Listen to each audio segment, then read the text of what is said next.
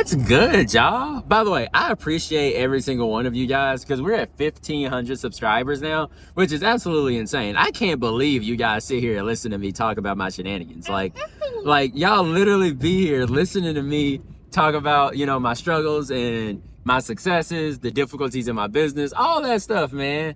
And I really appreciate that. Y'all comment on the videos, y'all give me advice. I appreciate y'all. I'm a 24-year-old dude just trying my best to support my family and pay my bills and this, that, and the other by being an entrepreneur. And I appreciate you guys being there to support me every step of the way. I know some of you guys over here give me some tough love, and some of you guys are just grateful that I'm willing to say, some things that other people may not be willing to say. But again, I just wanted to take a minute to appreciate every single one of you guys. Thank you guys. Seriously. Thank you. So right now, Mariah and I, we just finished a sourcing trip. Honestly, what time is it? It is currently 5:42. Okay, I wanted to pop into one more place, but I think we're gonna run out of time. They close at 6, so we won't be able to pull it off. But guys, it's been a really, really tough trip today. So I basically found out a bunch of things over the last couple of days. That's why I haven't really been making videos. I was gonna make a video talking about pricing and trying to get higher prices for my items, and I've actually been doing a very great job at that. And for most of my career, the way that I would price my items would be, hey, the market says $39.99 for this, I'm gonna put mine at $34 or $29.99, and that's where I'm gonna price it. I'll take offers below that, and ideally I can move my items as quickly as possible. And actually, if you're in the beginning, that's probably what you should be doing. If you're using this to pay your bills. If you're not using this to pay your bills, then you can be a little bit more patient with the money and kind of get that extra $5, get that extra $10, get that extra $20 from the sale. But I didn't realize that waiting for the sale is a bit of a luxury. And I had a long conversation with Tech last night in his call, and I had a long conversation in another call. And in both of those calls, we talked about how I need to focus on moving my items more quickly. And it's kind of crazy because sell-through rate is my thing, you know what I mean? But over the last, several months, sell-through rate was my thing. I was selling a bunch of items, but the problem was I was selling a bunch of items that weren't that good. I wasn't selling a bunch of awesome items that sell for $30, $40, $60, $80. I was selling $8, $10, $12 items. So even if, you move 20, 30 of those today, you're not making a ridiculous amount of money. Think about it. If I sell $12 items and I sell 20 of them today, that's $240. That's not crazy. You know what I mean? So and that's not even $240 profit, by the way. Like my cash flow on that would be $120 maybe. And then you got to pay cost of goods. You got to pay all of the other expenses that come along with that, just out of that $120, and make sure that my wife, my kid, myself, all of us can eat. And it's very, very difficult to do that with that kind of business model. So my business itself was highly profitable, but at the same time, when it came to making sure that I was taken care of, or we were taken care of, while also making sure that the business is able to grow, it was difficult to do both of those at the same time. So I had a long conversation with Tech on his podcast, and then we ended up doing a switch. We switched over to me trying to get more profit per item. And that's when I went crazy, y'all. I learned where does what makes a high profit item? How do I get these $30, $40, $50 sales? And I learned that was primarily from condition. You see, when it comes to the shoe game, everything falls into condition. So the better the shoe is, no rips or tears, no significant stains on the uppers or the midsoles, good midfoot and heel tread. So you want to make sure there's not worn off in a lot of the places and things like that. No separation on the toe. They have their original insoles ideally. All of those things in order to make sure that you can get the highest possible profit, because your pair is as close to new as it could be.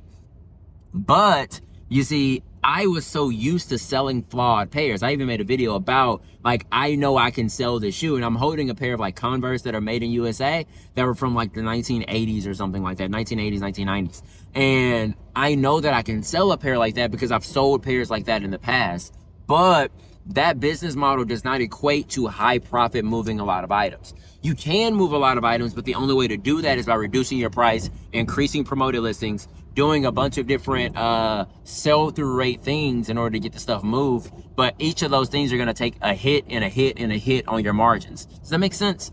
So for me, I'm sorry, my pinky is hurting. I was holding you guys with this pinky and it's like killing me. So give me just a second. I'm almost there.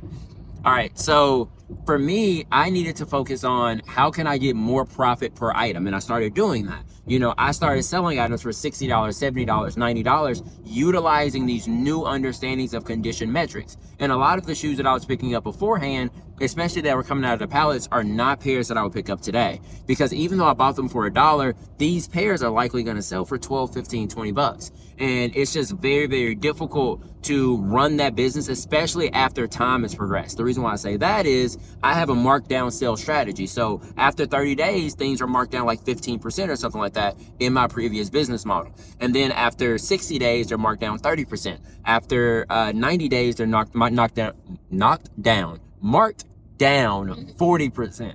And then 50%, 60%, 70%, and it continues going up as these day increments get larger and larger.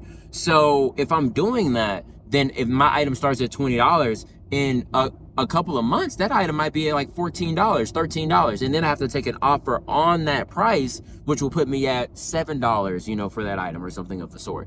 And that's where the business model started to fall apart, because I was just selling items to get cash flow and not selling items to actually make a profit. So once I started selling items for 60, 70, 80 bucks, I'm thinking, man, we're off to the races. Like, now we figured it out. This is the business. But what I didn't recognize and realize is I still have bills to pay. You know, like, I can't just have one $70 sale today and then be like, all right, we're off to the races, we're good. You know, I need to have a degree of volume and a degree of profit. It has to be both. And I kind of like have this tendency to swing in one direction or another. I was like, I'm all the way sell-through rate, forget profit. I'm all the way profit, forget sell-through rate. And it has to be both. It has to be both at the same time. And for me, it wasn't that I was picking up items that had slow sell-through rates. It was rather that I was pricing those items so high, because I'm trying to set like personal records for every single item I sell, that I wasn't getting these faster sales that I could be getting, which would allow me to turn over my money faster and increase my overall bankroll. Because the bigger that my bankroll is, the more that I can go out, get more of these awesome pairs, and repeat the process over and over again to build a much more sustainable business than the one that I had previously. But the way how my business has been going over the last, month or so, I just didn't really have the additional cash flow to be able to buy extra items.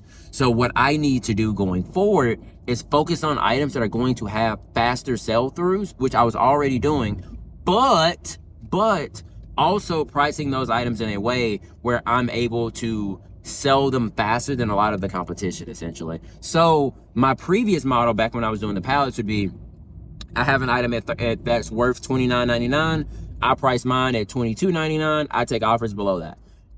My model after I swung back and started doing the profit, it was, this item says in the market that it's $29.99.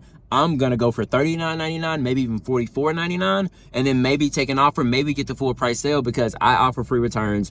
I have, great feedback, so on and so forth. Those things can allow me to get the higher sale compared to a lot of my compatriots.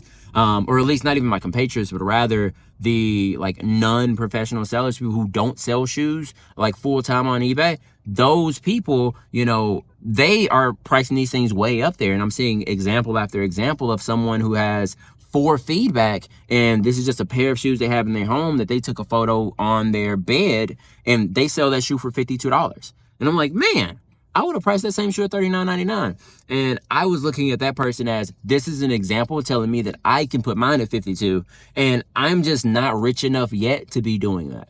Once I get a bigger bag and I have more sustained cash flow, then I can put all my items at $52, wait for the sales, and then maybe I have a slightly slower